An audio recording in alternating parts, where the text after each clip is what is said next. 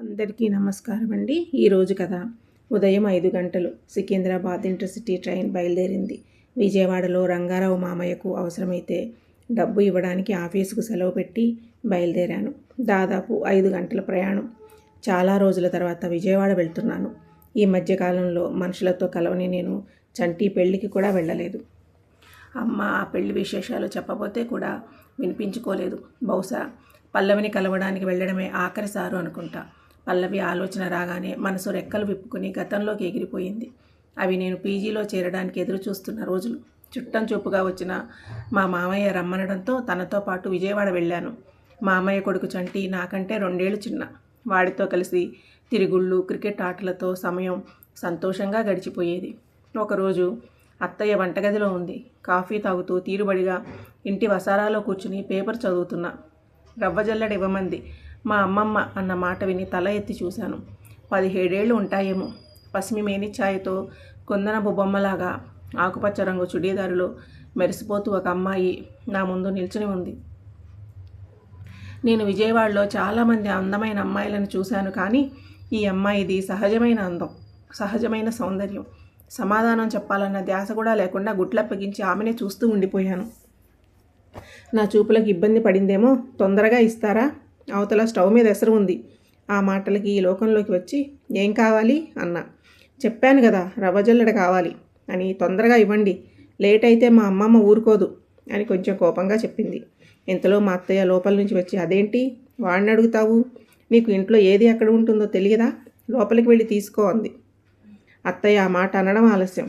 తునీగలాగా తుర్రున లోపలికి వెళ్ళి జల్లెడతో బయటకు వచ్చింది. వచ్చి అత్తయ్యతో, పందిరి గుంజలాగా ఇక్కడ 6 అడుగుల మనిషి ఉన్నాడు కదా అని అడిగా. నాకేం తెలుసు, ఇతనికి ఏం తెలియదు అని మా అత్తయ్యతో అని వెళ్ళిపోయింది. తను అటు వెళ్ళగానే మా అత్తయ్యను అడిగా, ఎవరు అత్తయ్య? నోటికి ఎంత వస్తే అంత మాట అనిపోయింది అని. పల్లవి అని పక్కింటి వాళ్ళ మనవరాలు. వాళ్ళది రాజమండ్రి. సెలవులు కదా అమ్మమ్మ ఇంటికి వచ్చింది. పిల్ల బంగారం, ఎవడు చేసుకుంటాడో కానీ అదృష్టవంతుడు అంది.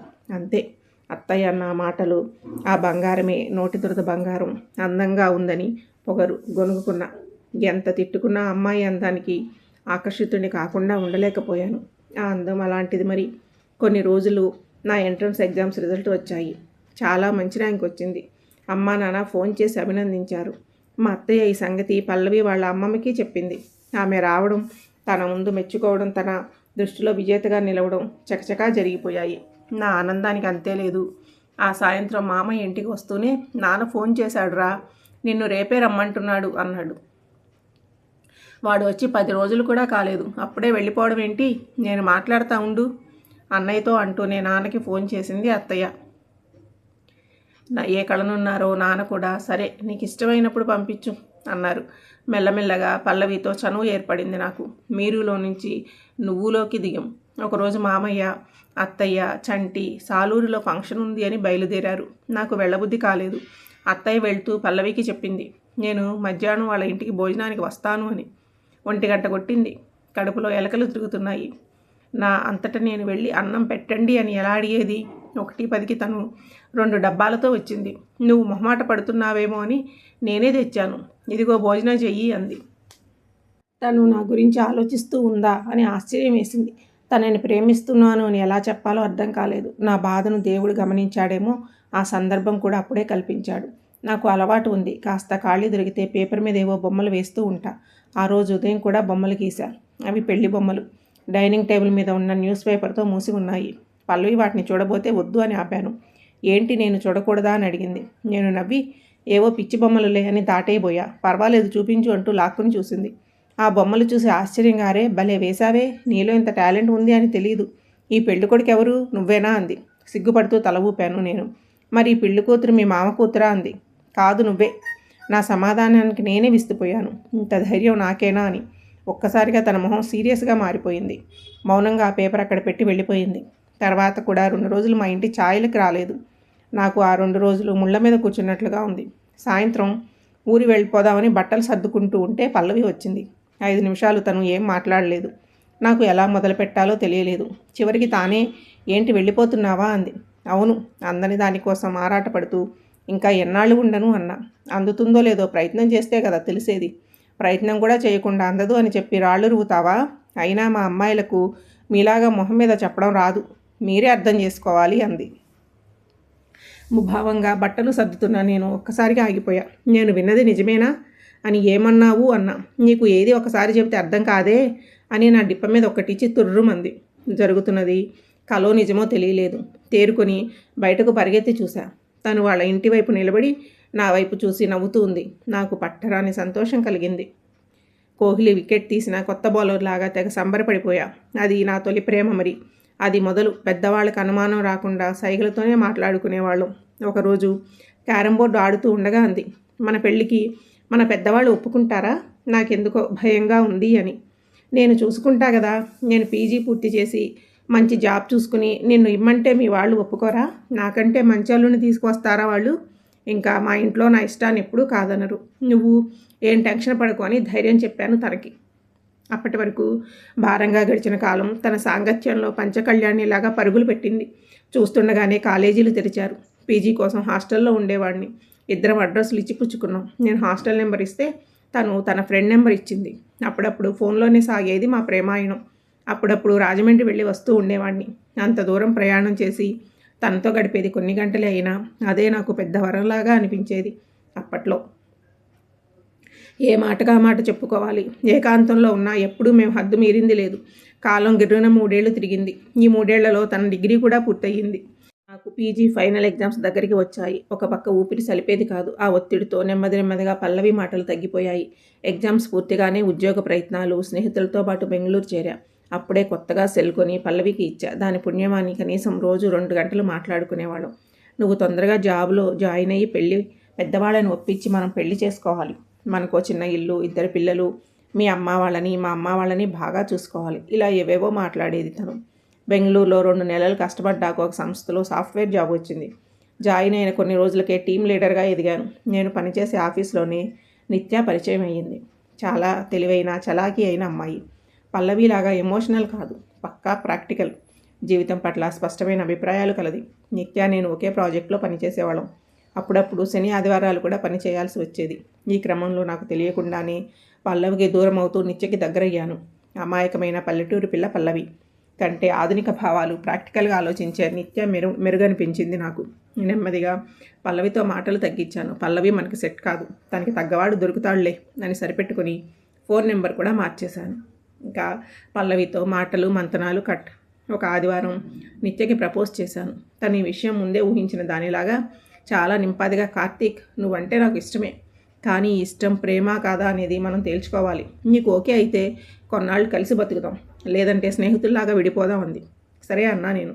అదే రోజు సాయంత్రం హాస్టల్ నుంచి నా ఫ్లాట్కి మారింది నిత్య. 6 నెలలు గడిచాయి. అప్పటి వరకు మా ఇద్దరి మధ్య ఎలాంటి విభేదాలు రాలేదు. కానీ ఒకరోజు అమ్మకి మోకాలు నొప్పి ఎక్కువైంది. సర్జరీ చేయాలి అన్నారు అని నాన్న ఫోన్ చేశారు. విజయవాడ కన్నా హైదరాబాదులో మంచి ట్రీట్మెంట్ ఉంటుంది అని, సర్జరీ నేను చేపిస్తాను, మీరు ఇక్కడికి రండి అని చెప్పాను. ఆ విషయం నాకు నిత్యకి మధ్య పెద్ద గొడవనే సృష్టించింది. కార్తీక్, మన మధ్య ఎవరు ఉండకూడదు అనుకున్నాం కదా, ఇప్పుడు నువ్వు మీ అమ్మని తీసుకొస్తే ఎలా? అవసరాలు అందరికీ ఉంటాయి. మా అక్కకి డెలివరీకి హైదరాబాద్ వచ్చారు మా అమ్మ వాళ్ళు. నేను తీసుకొచ్చానా మన రూమ్కి? అయినా నువ్వు మీ అమ్మ నాన్నలకు చెప్పే ముందు నన్ను అడగాలి కదా అంటూ విరుచుకుపడింది. చేసేదేమీ లేక అమ్మని హోమ్ కేర్లో ఉంచి ఆపరేషన్ చేయించాను. నేను చూసి వస్తూ ఉన్నాను. అమ్మకి నయమయ్యాక తిరుగు ప్రయాణం ముందు నాన్న మాట్లాడారు. చెబితే తప్ప తెలుసుకోలేని అమాయకుడు కాదు కదా నువ్వు. ఆధునికత పేరుతో ఎటు పోతున్నావో ఆలోచించు.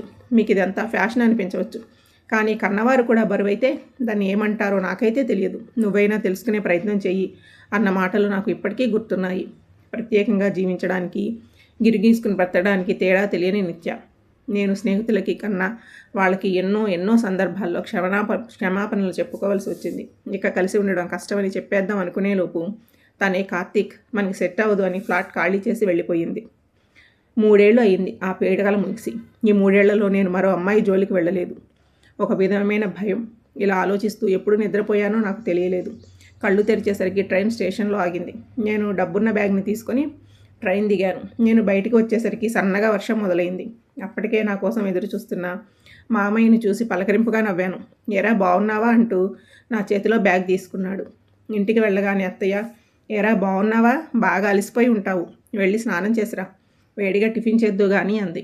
సరే అత్తయ్య అని వెళ్ళి ఫ్రెష్ అయి వచ్చి తీరుబడిగా టిఫిన్ చేస్తూ, చంటి ఏడత్తయ్యా అని అడిగాను. పొద్దున్నే ఫోన్ చేశాను రా, ఇంకో గంటలో రావాలి. నువ్వు ఇప్పుడు తెచ్చిన డబ్బు వాడి కోసమే. ఇక్కడే విజయవాడలో ఇంకో ఇల్లు కొన్నాడు. ఆఖరి నిమిషంలో 10 లక్షలు వేరే పనులకు ఖర్చు అయ్యాయి. నీ ట్యాక్సులు గట్రా లేకపోతే సరిపోయేవి. అందుకే నాన్నకు ఫోన్ చేసి డబ్బులు అడిగింది. ఇంకా మిగిలినవి మీ బావా బామ్మర్దులు మాట్లాడుకోండి అని నవ్వింది అత్తయ్య. ఇంతలో ఒక కారు రివ్వున వచ్చి ఆగింది. దానిలోంచి చంటి భార్య దిగారు. వాళ్ళని చూసి ఉలిక్కి పడ్డాను నేను. చూసింది నిజమా కలా అనిపించింది. వాడి భార్య మరెవరో కాదు, పల్లవి. పల్లవిని జీవితంలో మళ్ళీ చూస్తాను అనుకోలేదు. నా దృష్టిలో తనతో ప్రేమ ముగిసిన గతం. అలాంటిది తను నా ఎదురుగా ఉంది. మా మధ్య జరిగింది వీళ్ళకి తెలుసా తెలియదా? అసలేం జరుగుతుంది జీవితాలలో? ఆలోచనలతో తల వేడెక్కిపోతోంది. బాగున్నావా బావా? బాగా చిక్కిపోయావేంటి? డైటింగా అంటున్న చంటి మాటలకి ఈ లోకంలోకి వచ్చాను ఆలోచనలలో నుంచి. నాదేముంది లేరా, నువ్వు మాత్రం అలాగే ఉన్నావు. ఇల్లు కొన్నావట కదా, పార్టీ లేదా? నా మనసులోని అలజడిని పైకి కనబడనీయకుండా బలవంతంగా నవ్వుతూ అడిగాను. పల్లవి, టైంకి వచ్చావే, స్టవ్ మీద పప్పుచారు పెట్టాను, కొంచెం చూసుకో బంగారం అని అత్తయ్య పల్లవిని వంటగదిలోకి పంపించింది. స్నానం చేసి వస్తాను అని చంటి లోపలికి వెళ్ళిపోయాడు. అత్తయ్య పల్లవిని మన చంటి చేసుకోవడం ఏంటి అడిగాను నేను.